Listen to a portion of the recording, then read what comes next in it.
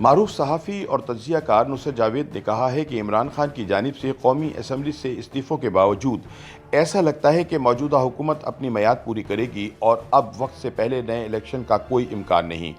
اپنے تازہ سیاسی تجزیے میں نصرت جاوید کہتے ہیں کہ عمران خان نے پارلیمنٹ کے ہاتھوں آؤٹ ہونے کے بعد قومی اسمبلی سے استعفے دے کر نئے انتخابات کے لیے جدوجہد شروع کرنے کا اعلان کیا ہے۔ عمران کے خیال میں ان کے استعفوں کے بعد امپورٹڈ حکومت کا ٹکنا ناممکن ہو جائے گا اور نئی حکومت کو مجبور ہو کر ملک میں فوری انتخاب کروانا ہی پڑیں گے۔ وہ کہتے ہیں کہ دور حاضر میں سوشل میڈیا کی اہمیت سے کوئی جاہل شخص ہی انکار کر سکتا ہے، لیکن سیاست میں کامیابی کے لیے محض سوشل میڈیا پر انحصار ہی کافی نہیں۔ سابق امریکی صدر ٹرمپ کی وائٹ ہاؤس میں صرف ایک ٹرم گزارنے کے بعد ناکامی اس کی واضح ترین مثال ہے۔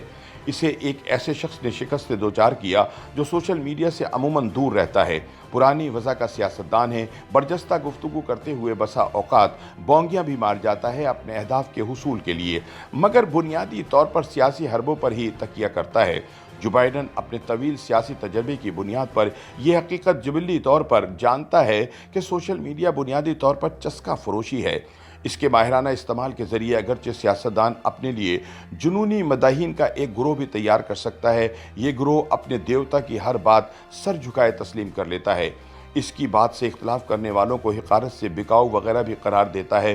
جنونی مداحین کے گروہ چاہے وہ عددی اعتبار سے بہت طاقتور بھی نظر آئیں، کسی بھی ملک کی آبادی کا وہ حصہ ہوتے ہیں جو ہمہ وقت ہی جان برپا کرنے کو بے چین رہتی ہے۔ عوام کی اکثریت مگر امن و سکون کی متلاشی ہوتی ہے۔ بقول نصرت جاوید، ہمارے جیسے ممالک میں روزمرہ زندگی کے مسائل سے نبرد آزما ہونا ان کی بنیادی ترجیح ہے۔ انہیں ان مسائل سے غافل رکھتے ہوئے دن کے 24 گھنٹے عوامی تحریک چلانے میں مصروف نہیں رکھا جا سکتا۔ میری عمر کے صحافی جب تاریخ کے حوالے دیتے ہیں تو ہمارے نوجوانوں کی اکثریت نفرت اور حقارت سے یہ کہتے ہوئے ان پر غور کرنے کو آمادہ نہیں ہوتی کہ زمانہ بدل چکا ہے۔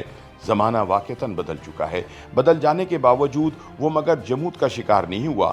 آج سے کئی دہائیاں قبل اقبال یہ سمجھا چکے ہیں کہ زمانے کا سفر کبھی رکتا نہیں، اسے مسلسل آگے بڑھنا ہوتا ہے۔ آگے بڑھنے کے سفر والی حقیقت کو نگاہ میں رکھیں تو آپ کو یہ بھی تسلیم کرنا ہوگا کہ کار چلاتے ہوئے آپ کو بیک مرر پر بھی مسلسل نگاہ رکھنا پڑتی ہے۔ محض سامنے والے شیشے کے اس پار دیکھتے ہوئے رہیں تو حادثہ ہو جاتا ہے۔ نصرت کہتے ہیں کہ ذوالفقار علی بھٹو ہماری تاریخ کے ذہین ترین سیاستدان تھے۔ ان کی مخالف سیاسی جماعتیں باہمی اختلاف کی نظر ہو چکی تھیں۔ ان جماعتوں کو ان جیسا قداور لیڈر بھی میسر نہیں تھا۔ اقتدار کے کھیل پر اپنی کامل گرفت پر اعتماد کرتے ہوئے بھٹو صاحب نے مارچ 1977 میں قبل از وقت انتخاب منعقد کروانے کا اعلان کر دیا، وگرنہ آئینی اعتبار سے وہ مزید ایک برس تک وزارت عظمیٰ کے منصب پر فائز رہ سکتے تھے۔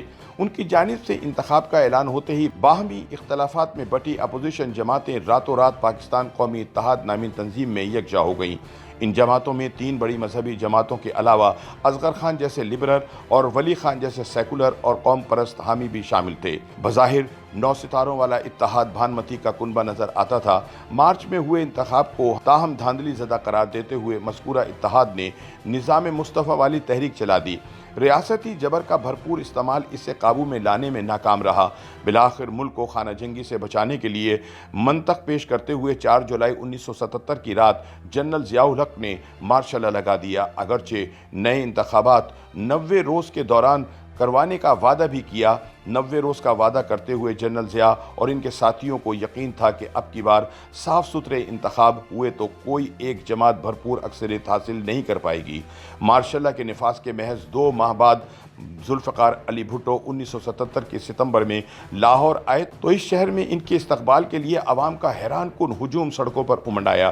جنرل ضیاء اس کی وجہ سے 90 روز والے وعدے کو بھلانے پر مجبور ہوئے۔ ذوالفقار علی بھٹو کو گرفتار کرنے کے بعد ان کے خلاف 1974 میں دائر ہوا قتل کا ایک مقدمہ روزانہ کی بنیاد پر چلانے کا فیصلہ ہوا۔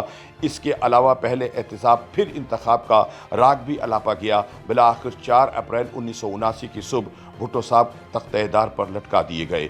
انتخاب کے ذریعے جمہوریت کی بحالی کے لیے ہمیں 1985 تک انتظار کرنا پڑا۔ نصرت جاوید کا کہنا ہے کہ عمران خان کی جانب سے امپورٹڈ گورنمنٹ ٹھہرائی فی الوقت یقیناً بھانمتی کا کنبہ ہی نظر آتی ہے، اسے کمزور تر کرنے کا، لیکن میری دانست میں واحد اولین حربہ تحریک انصاف کی جانب سے قومی اسمبلی سے مستعفی ہو جانا نہیں، بلکہ وہاں موجود رہنا ہے۔ قومی اسمبلی سے کنارہ کش ہو کر تحریک انصاف فوری انتخاب کے حصول کے لیے عوامی تحریک چلانے میں مصروف ہو گئی تو بھانمتی کے کنبے میں شامل ہر فریق امپورٹڈ حکومت قائم رکھنے کے لیے ہر جائز اور ناجائز حربہ استعمال کرنے کو مجبور اور یکجا ہو جائے گا۔ وہ غیر سیاسی قوتیں بھی چکنا ہو جائیں گی جنہیں عمران خان اشاروں میں امپورٹڈ حکومت کی سہولت کار اور امریکہ کی اعلی کار ثابت کرنے کی کوشش کر رہے ہیں۔ لہٰذا شہر شہر ہوئے جلسوں کے باوجود فوری انتخاب مسلط کرنا انتہائی دشوار نظر آتا ہے۔ YouTube پر گوگلی نیوز دیکھنے کے لیے youtube.com کی سرچ بار میں googly news T V type کریں۔ گوگلی نیوز کے پیج پر سرخ رنگ کے سبسکرپشن والے بٹن پر کلک کرنا نہ بھولیے۔ YouTube پیج پر اپلوڈ ہونے والی ویڈیوز سے باخبر رہنے کے لیے بیل آئیکن پر کلک کیجیے۔ آپ کو ہر نئی ویڈیو کے بارے میں نوٹیفیکیشن موصول ہو جائے گا۔